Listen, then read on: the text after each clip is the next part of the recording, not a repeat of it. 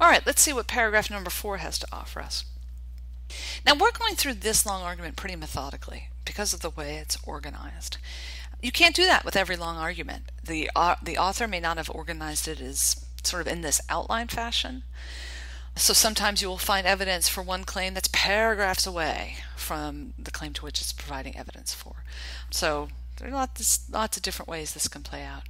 But right now we know we're going to need a bunch more boxes. So let's make a bunch. As long as that reason text box is blue, then it's working. Okay, now it's grayed out. Now I gotta double check. I always forget to do this. I gotta see what number I'm up to. So it looks like I'm up to 23. Move it over here.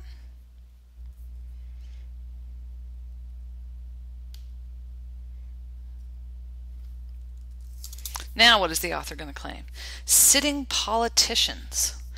They are even worse than professional athletes when it comes to. So it is acceptable to boo sitting politicians at sporting events. This is an interesting turn, actually, the argument, because mostly we've been talking up till now about booing the teams who are actually performing at the sporting events. Now the author is saying, oh no, you can boo at politicians who are doing things that are not appropriate. Let's see what kind of evidence the author has to support that.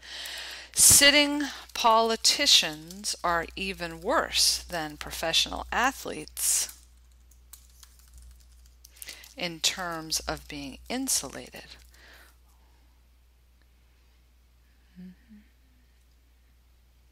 from the consequences of their actions.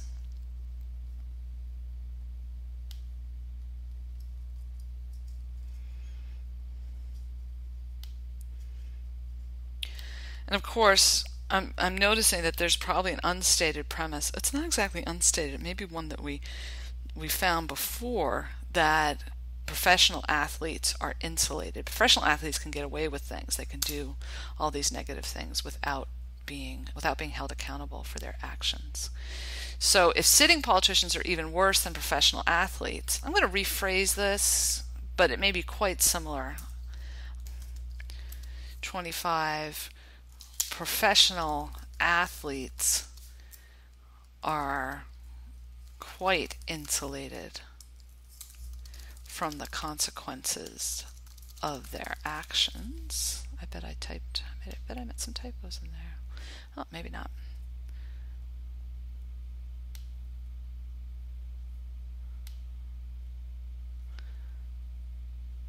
And it's acceptable to boo professional athletes at sporting events. Always be aware of comparisons. Okay? If the author is making a claim comparing politicians to athletes, chances are very good that there are some unstated claims about the people to whom the politicians are being compared. Okay, so I always keep a lookout for unstated premises, and 9 times out of 10, when we see unstated premises, we're dealing with dependent premises. So I think this part of the argument looks like this. Why is it acceptable to boo sitting politicians? Because they're even worse than professional athletes in terms of being insulated. Professional athletes are pretty insulated, and it's acceptable to boo professional athletes. If either of these are wrong, say, no, actually professional athletes bear enormous consequences for bad behavior, for their actions, then the fact that sitting politicians are even worse doesn't really matter. Okay, so those 3 are dependent. All right, let's see. So boo away. Their position in public life is voluntary. Sitting politicians choose their position in life. So, this is making the point, no one forced them to become politicians. I think there's an unstated premise there. The fact that they chose their position, I think the author is intending to say sitting politicians should expect criticism. Something like that. There may be more to that argument. It's really implicit. But why do I care whether they chose their position? Why does that matter? Well, they chose it, and therefore they should know that their position, you know what we need? Should expect criticism. Let's do this. How about this? 29. Being in politics includes being criticized. Look at that. They chose their position, and there's something about their position that includes being criticized, therefore they should expect it.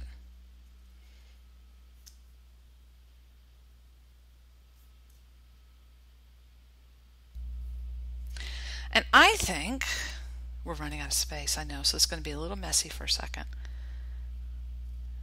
If they should expect criticism, then it's okay to boo them. Yeah. Besides, if others in the stands wish to cheer them, they can make it their job to drown you out, as everyone exercises the right to free speech, or hiss, as the case may be. Whoops, see, that arrow didn't get stuck. Okay. Why is it okay to boo politicians? Because other fans, what are we up to, 30? Other fans are free to cheer sitting politicians if they wish.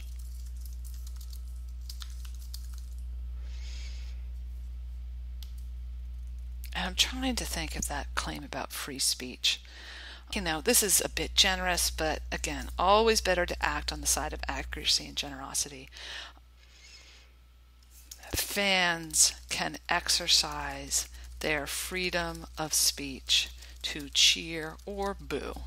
And that claim gives evidence for the claim that other fans are free to cheer.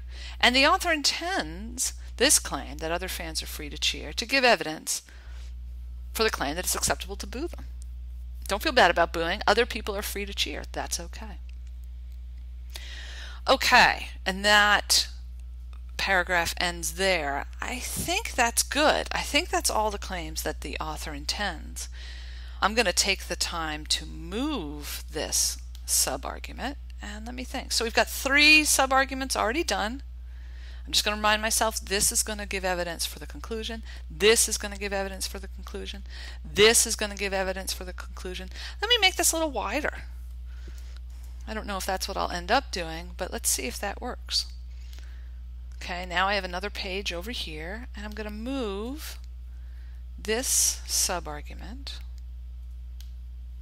over there.